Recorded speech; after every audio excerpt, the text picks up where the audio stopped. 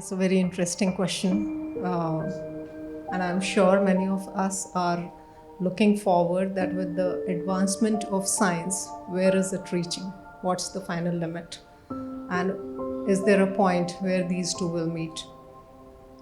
So far, I would say the scientific research findings about life, it has remained fragmented. Why? Because a physicist will have his own view about science. A biologist will have his own view. Similar is with a psychologist, similar is with a genetic engineer. So when it comes to the question about life, there are fragmented and varied views. And so far, scientists, they were from different disciplines, they were finding it difficult to communicate this to each other. However, now there is a slight paradigm shift where all these disciplines are coming together to give a holistic view about science. So whether they will converge, whether they'll meet or not meet, I guess we'll take a quick sneak peek through, what are the basics. Let's understand, though Chanchalapati Prabhu has explained that in much detail. But let's, it's always said if a scientist is not able to explain the things in the simplest way, he has actually not understood about the subject. So I'll try and oversimplify because I understand there are many engineers sitting out here, but I coming from the biology background, I have tried to oversimplify certain things which are happening and certain advancements in the research. And let's see whether they are meeting or not meeting. So again, starting with the basics. From where does this word science come? It comes from a Latin word, which is scientia. And scientia means knowledge. The Sanskrit derivative of that is Vigyan. Gyan, we all know, it's knowledge. But what does that V stands for? The V is derived from Vikas or Vistrit. Vikas is progressive and Vistrit is something which is vast. So it is considered as vast and progressive knowledge. Coming to spirit, it is again derived from the Latin word spiritus. And spiritus means to breathe. And here it means life. Again, the Sanskrit derivation is Adhyatmik Gyan. So Adhyatmik is again made up of two words. One is Adhi and one is Atmik. Adhi means that is something inside, and Atmik, which is related to soul. Now, on the slide, these two look distinctly wide apart. However, the bridge which fills this gap is that both are endeavoring to know the truth. Whether it is science or it is spirituality, both the final endeavor is to know the truth. And when we talk about the truth, science again, as Professor Jog, in detail, he discussed that we are dealing with dead matter. So this is more about matter and material aspects, whereas spirituality is beyond matter. So it is transcendental. Going forward, both are motivated by curiosity. Both are motivated with the problem-solving approach and prediction. Even science likes to predict, and spirituality has a lot of predictions. So this is to deal more with the why, what, how, when, and where of the subject.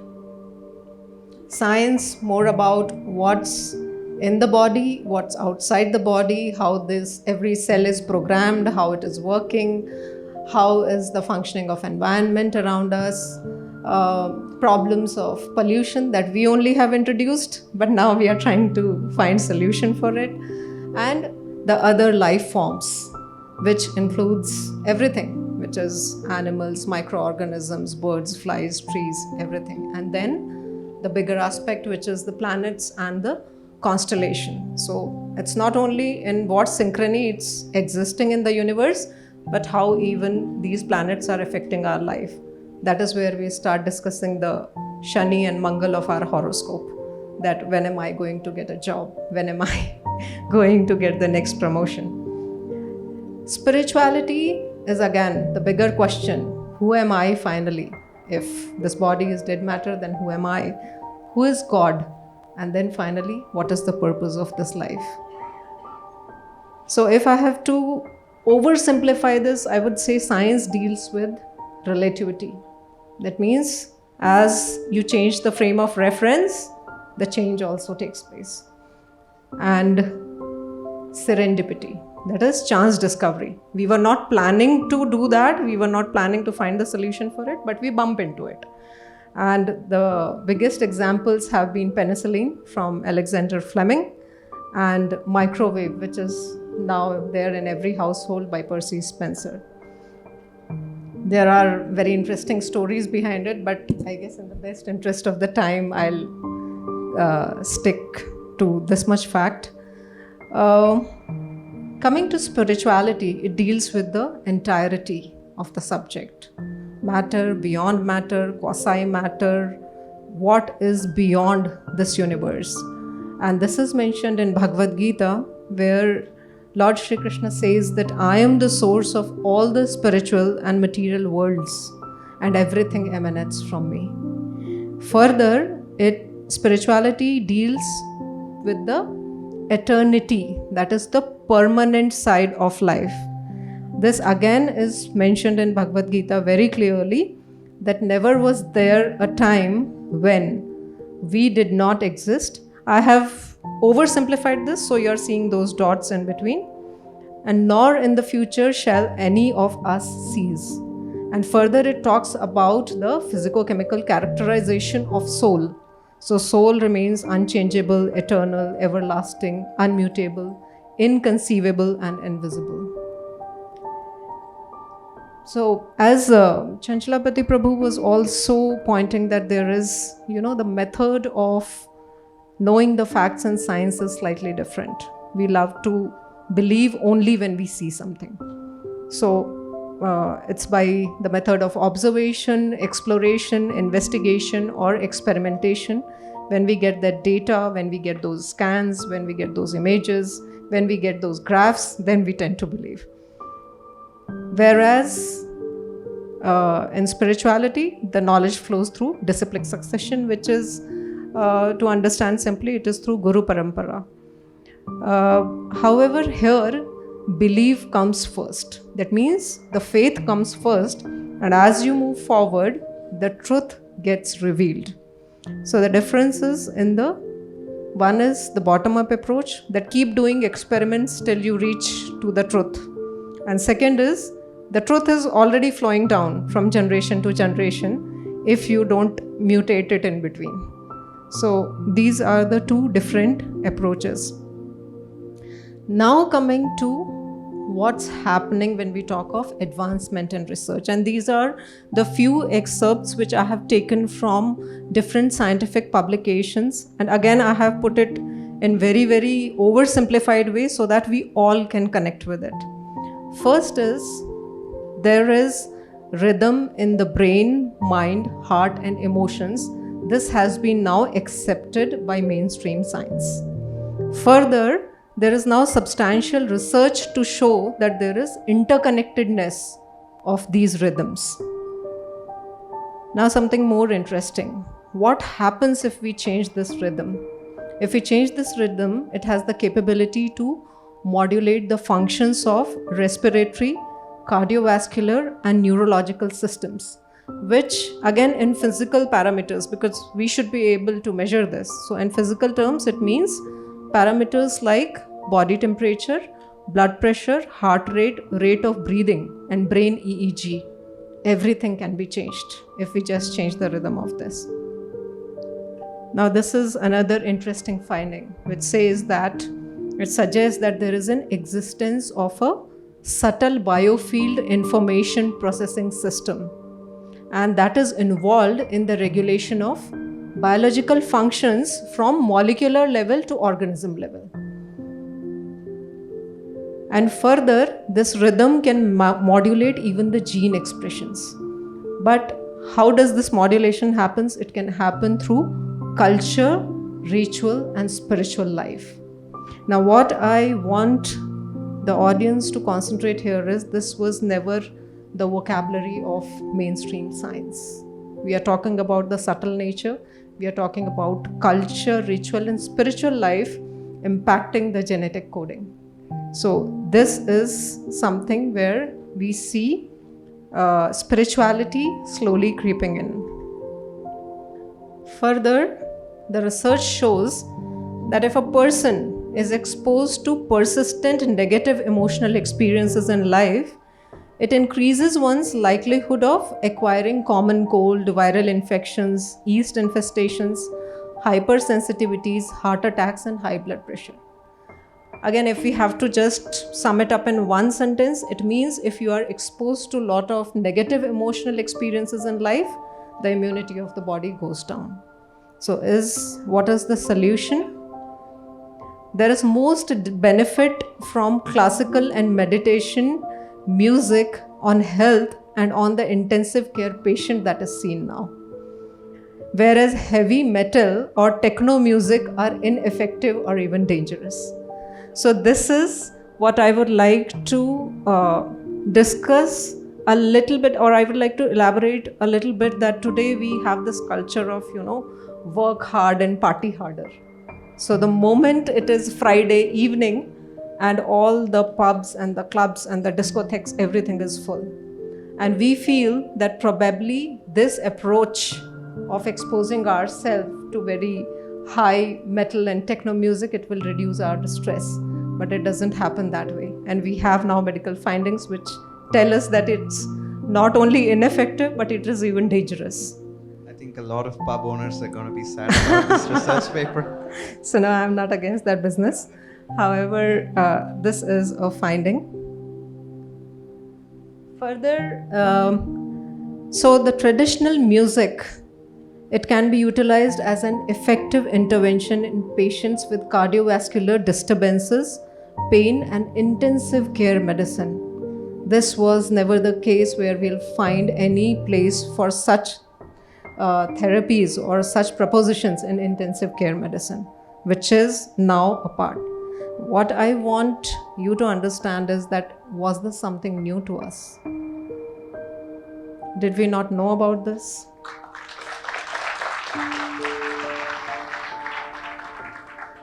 Again, I would like the audience to think about it. I don't want to impose any thoughts, but this is where it is.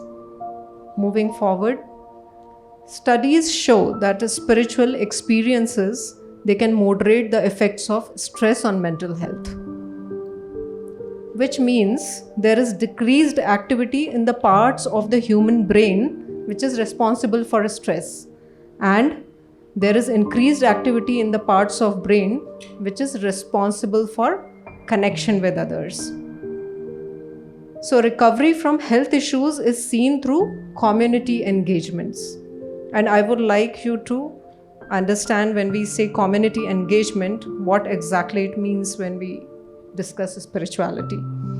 As there is a sense of union with something outside of oneself. It is not self-centric. You are associating yourself with something which is beyond and bigger than yourself. This is now referred as the neural correlates of spiritual experiences. So if you look at the picture on the right side, which is, these two pictures are of the brain. On right side, it is under the stressed condition, wherein you are seeing a lot of the white space, the white color, and then you are seeing the red color. The white color, it shows the depressed or reduced activity of the thinking part of the brain, which is, and this is, when does this happen? This happens when we are extremely stressed. However, there is heightened activity at the lower part of the brain, which is also called as the reptile brain, and that is responsible for our fight and flight responses. However, when you are exposed to the spiritual experiences, it again regains its original, the way it is designed to work. And the blue part, what you say, is the thinking part, which is almost zero when we are stressed. And the red part at the bottom, which you see, that is the fight and flight response, it almost vanishes when you are surrounded by the right environment. Do you see the highlight here? It's about the spiritual experience, and we are talking about how the brain function can get impacted with this. Again, there is mantra-based meditation. These are more research findings wherein the mantra-based meditation is found to be a promising resource to improve the mental health. Research shows that if Kirtan mantra for 12 minutes a day for 12 weeks, it can alter the plasma blood levels, which is involved in cellular aging. What does this mean? This is actually an internally designed anti-aging therapy for you. And this was associated with improvement in cognitive function, sleep, mood, and quality of life. Going forward, after 8 weeks of Kirtan, the brain scans of the participants, it showed significantly increased cerebral blood flow in several areas. It improved memory and it reduced the symptoms of depression and chronic pain. Again,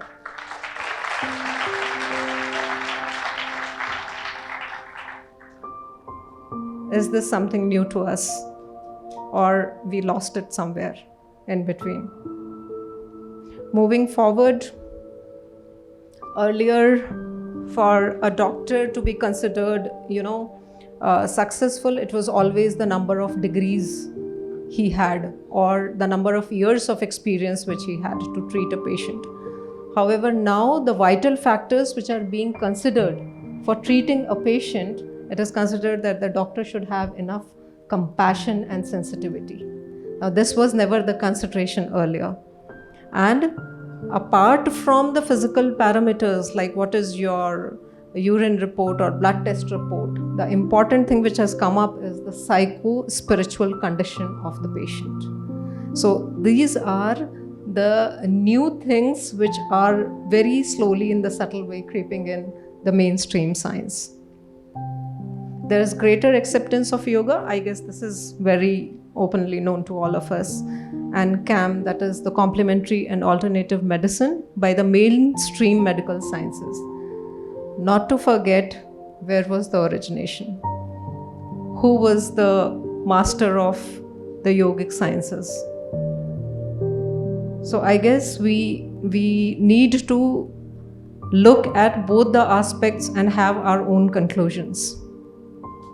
Again, an very interesting finding that when we relate to a person at a very deep level, the activity in our brain, it mirrors theirs.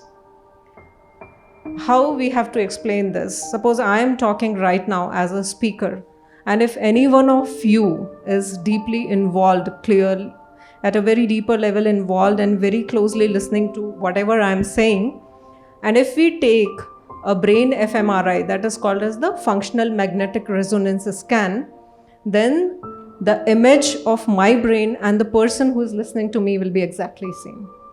This is called as mirroring, and the term for this used is brain coupling or the wireless communication system.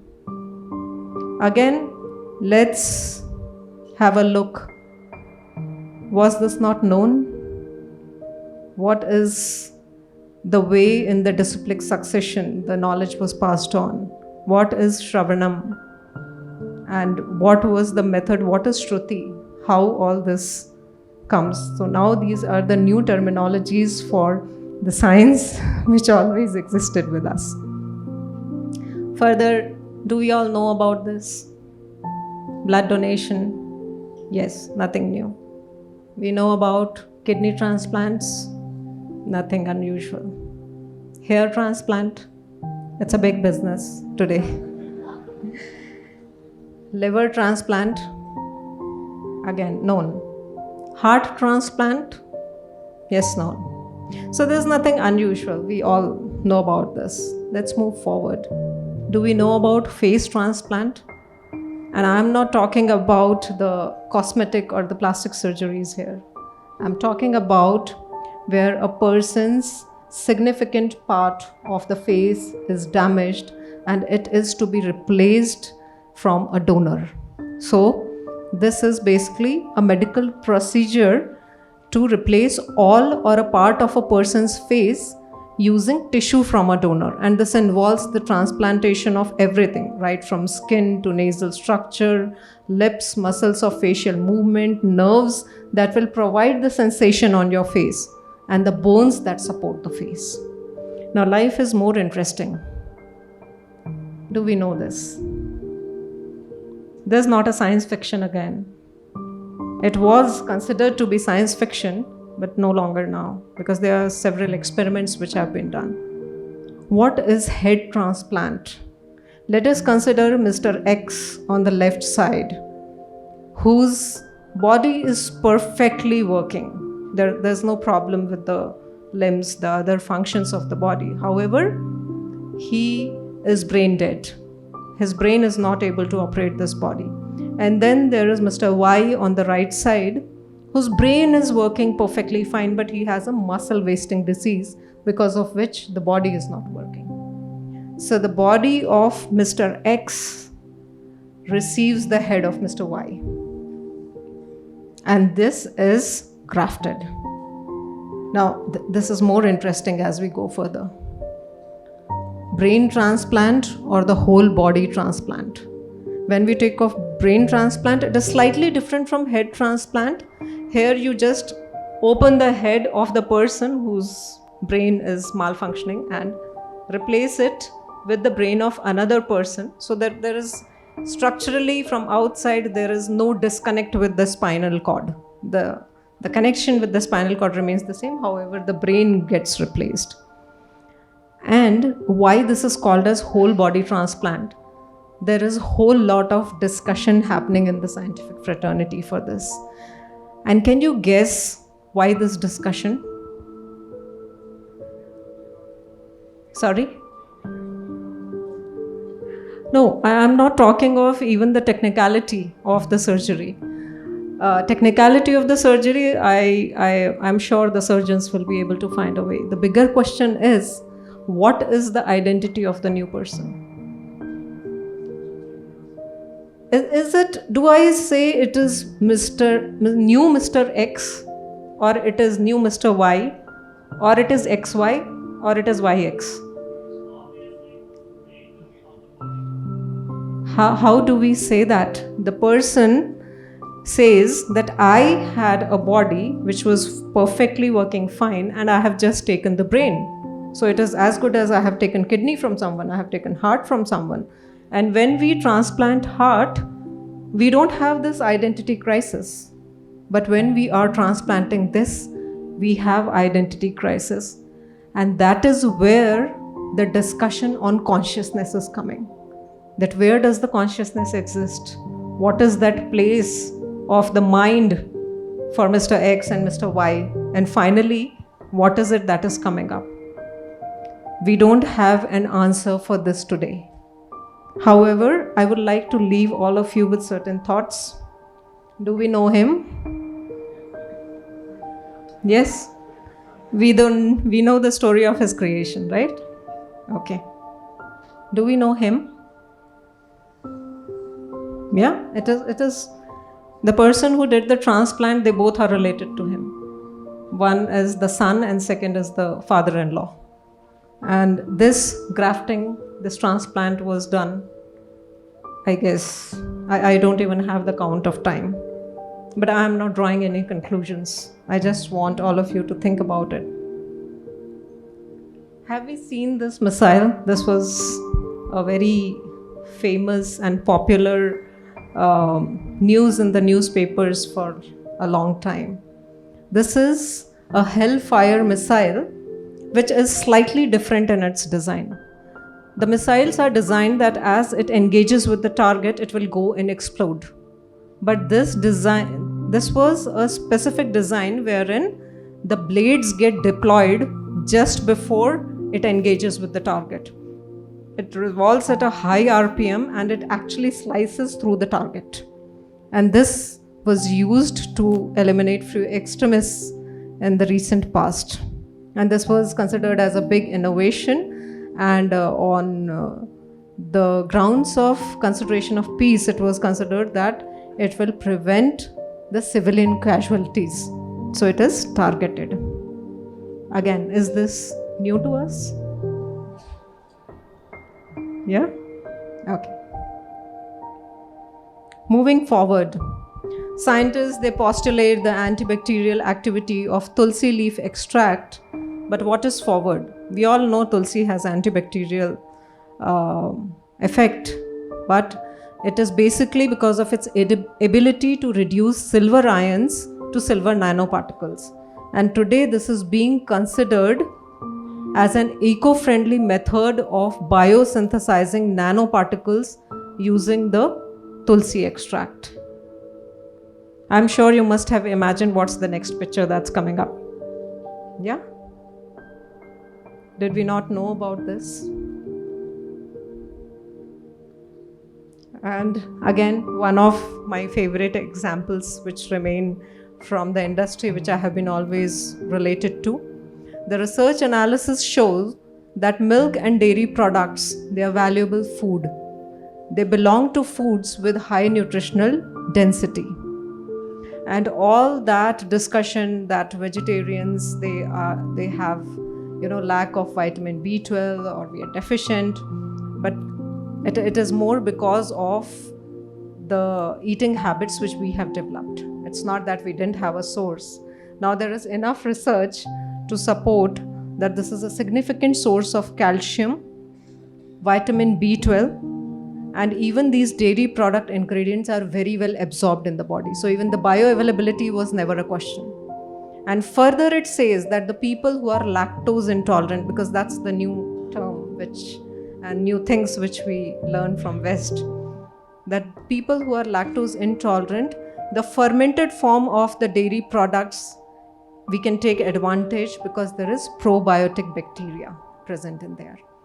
So both considering the people who can tolerate lactose, who cannot tolerate lactose, the design, there was enough science which was there in place, and it was taken care that you will never have calcium or B12 deficiency.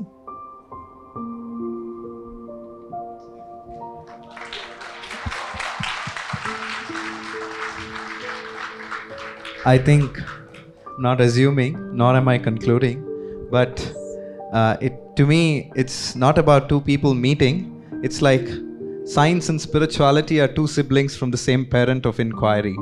Yes. So, and they're pursuing a single goal. That is the absolute truth. That's what we're looking for. So the emphasis here is that spirituality was always scientific. We were not able to see it till off late. That's different. And spirituality is always based on science. So any innovations which you are seeing around, please understand, go back to your Vedic text and you will find its roots somewhere there. So with that, I guess I would like to conclude my answer. Thank you so much.